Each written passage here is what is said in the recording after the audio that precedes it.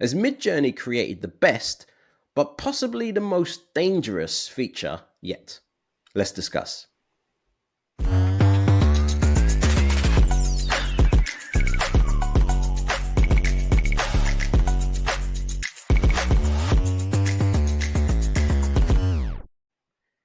Hello, welcome to the In a Nutshell podcast. My name is Andrew Davis and my co-host Chris Branch, and this is the daily 10-minute podcast where we take out all of the techie talk around generative AI and focus on what the everyday person, content creator, and marketer wants to hear.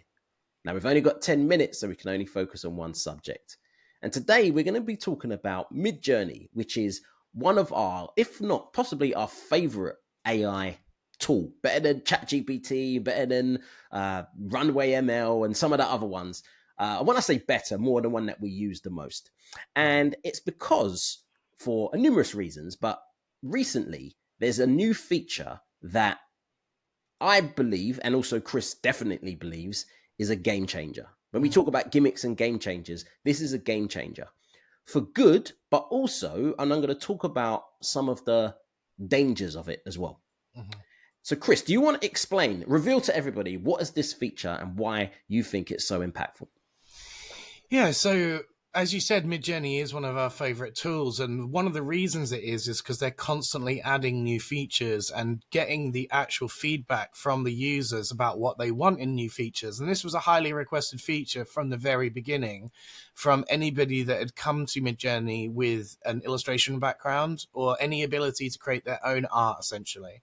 Because if you have a portfolio of your own art, it couldn't really influence what your output in MidJourney was because it was only trained on the 10 billion images that MidJourney decided to train upon originally. And mostly that wasn't your art, unless it was on a public URL or something like this. And even then, it probably wouldn't be recognizable via your name or anything like this.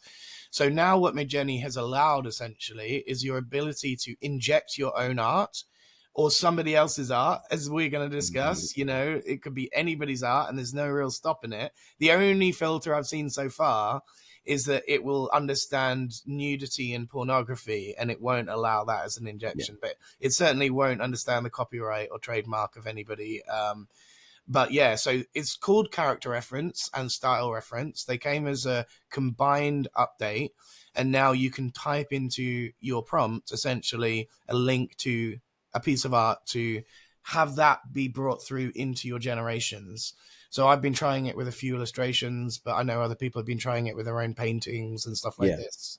So what you've got essentially is Andrew Davis, I've got a particular style. Let's say if I'm a graphic designer, I'm far from it, by the way. But let's say I'm a graphic designer, I've got a particular style. If I wanted to take that style and use it in MidJourney, before I couldn't do it, but now I can. So that's essentially what it is. Now, the other thing that you mentioned is that I can use my style, but also I can use someone else's. Mm-hmm. So I can technically go to, I don't know, anywhere on Instagram, see a designer who's got a particular style, use them as a reference, and then create a whole bunch of stuff as well. Yeah. And that's where we say it's great, yet it could be very problematic because essentially you're taking someone's style, and again, whoever can execute the best then wins. Now, there's a couple of things that you mentioned. You talked about character reference and style reference. Do you want to just kind of explain what's the difference between character reference and style reference? Yeah, so in the past, a lot of tools have been launched where you can impose your own face and stuff like this. Like, that's essentially what a character reference is, you want to use somebody's likeness or face, approximately anyway. It might just be their facial features and their hair color and stuff like this, or their hat color or something like that. It's not going to be exact. Now, I think that's where MidJourney is able to get away with it, essentially. It can't be an exact match of you.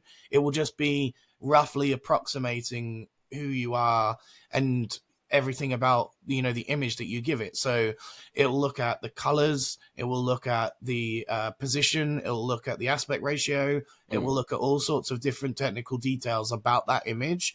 And then you have a little weight called character weight. And this is a sliding scale between 0 and 100. And the higher you go on this scale, the more likely it's going to pull through more details.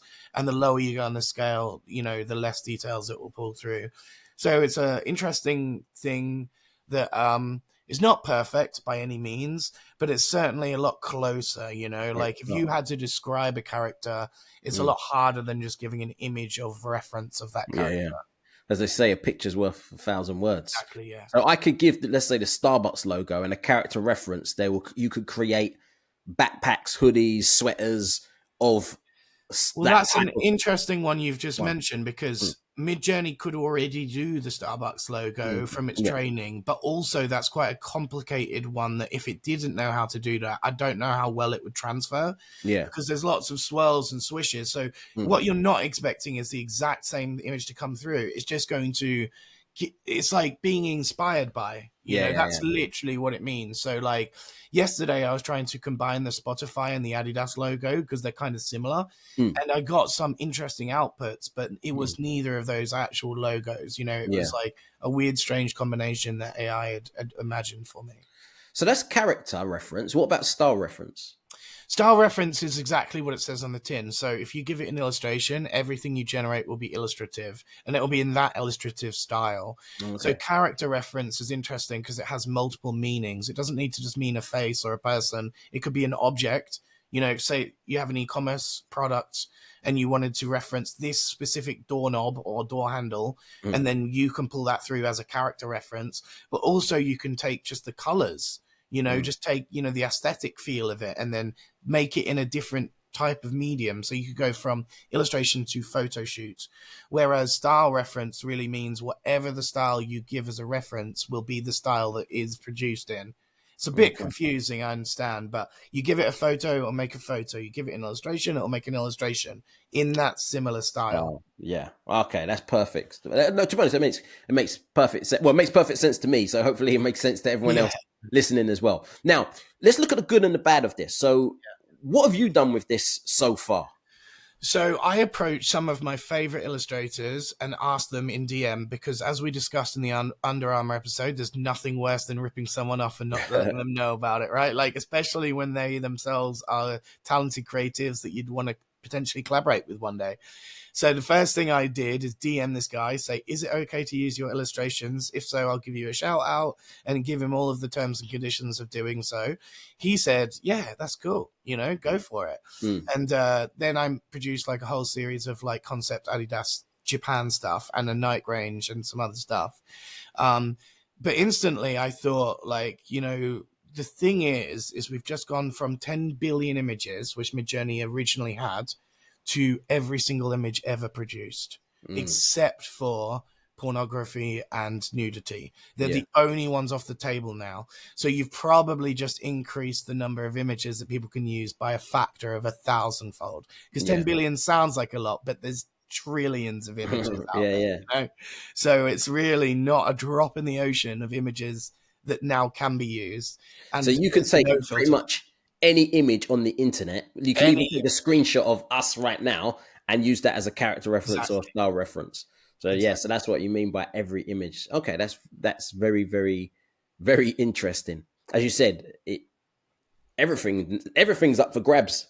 Everything's up for grabs now, which goes into the challenges that it faces, because I'm an artist. I've got a particular style. I've been known for this style for many, many years now. Unless I might have a bit of underground, like notoriety. Like people might know me here, but not mainstream. I'm not like Banksy, where it's like, okay, technically anyone can create a Banksy now using this, but everyone knows it's Banksy because he's got that particular style. But there's only a very, very, very, very small percentage of people that's kind of known for that style, even though you might recognize a style. So then it goes into anyone can create a style. So obviously there's a lot of challenges here. Is there any way to protect artists at the moment? No, I don't think so. I'm not even sure if that Nightshade thing would work. It might do, where if you basically uploaded your images to this tool that we discussed in a previous episode and then uploaded them to the internet, that when people dragged them through into an AI platform, that essentially it wouldn't read it correctly and wouldn't be able to copy your style. That's the only honest way I can think of protecting yourself in any way, because essentially now the public internet is an inspiration book to everyone. Like, Yeah. there's And no. MidJourney changed their terms and conditions, right? Yes, Yeah. MidJourney specifically said that they're not going to protect you in lawsuits, and it's your use and responsibility of the technology. So that's an interesting one, Yeah, yeah, they just kind of because now let you hang. essentially, yeah, a lot of people don't realize that it's just become the Pirate Bay. MidJourney became the Pirate Bay overnight when they introduced character. I don't even think they realized Yeah. how big of a deal this was. Now, the only reason that it's not already known to everybody is because you need to be like a very niche MidJourney user that's constantly following the updates and also know how to use this and have figured out a use case. So, because it's only a few weeks old, it's very new news. But when someone, breaks the bank by making the next viral piece of content, better be sure hundreds of thousands of people will try it as well. Yeah. So in a nutshell, essentially what we're saying is that there's a great new feature on MidJourney. You'll be able to use anything on the internet pretty much as a character reference or a style reference, but just be aware because a lot of it's going to go down to like kind of how you feel Yep. when it comes to copywriting. Obviously, a lot of the time it will just be for social media posts, but if you're going to take someone's style and then try and monetize it, or someone's essentially identity and try and monetize it, then you might be able to get away with it, but ethically that's not a good thing. Yeah, exactly. Use with caution.